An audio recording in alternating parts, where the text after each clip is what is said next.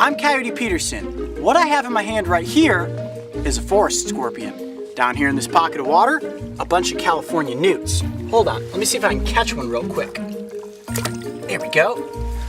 Fantastic. All right, now that I have both of these little creatures, let's talk about the differences between venom and poison.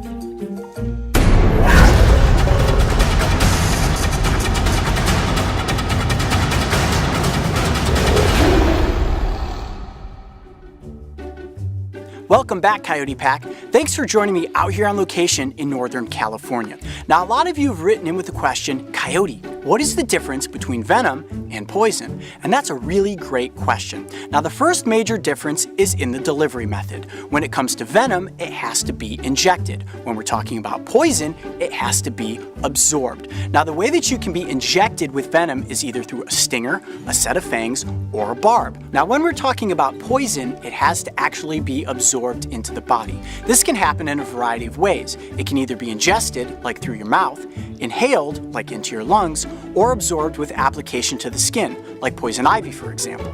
So what I'm holding here is a forest scorpion. This is a perfect example of a venomous animal. And in this hand, I have a California newt, which is a great example of a poisonous animal.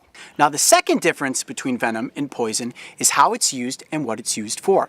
Now, venom, for example, is usually used by predators to kill their prey, whereas poison is used by prey to help deter predators. First, let's talk about the forest scorpion. This is a great example of a venomous animal. Now, the way that the scorpion catches and kills its prey is through a venom-injecting stinger. What they do is grab onto their prey with these front pedipalps and then whap! They sting the prey, venom is injected, eventually it dies, and then they have their meal. Now, when we're talking about poison, it's usually used by plants and animals to help deter predators. For example, this California newt, you see that real bright coloration on his underside? This bright coloration warns predators that if you eat me, I'm packed full of poison, and there's a good chance that I'm the last meal you're ever gonna have.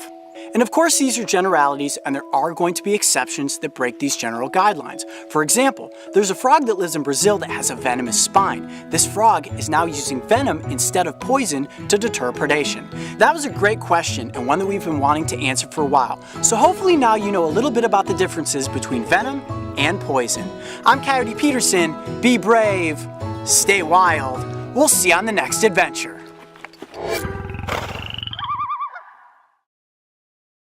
I'm Coyote Peterson, and I'm about to free handle the most lethal scorpion species in the United States. All right, you ready? Here we go.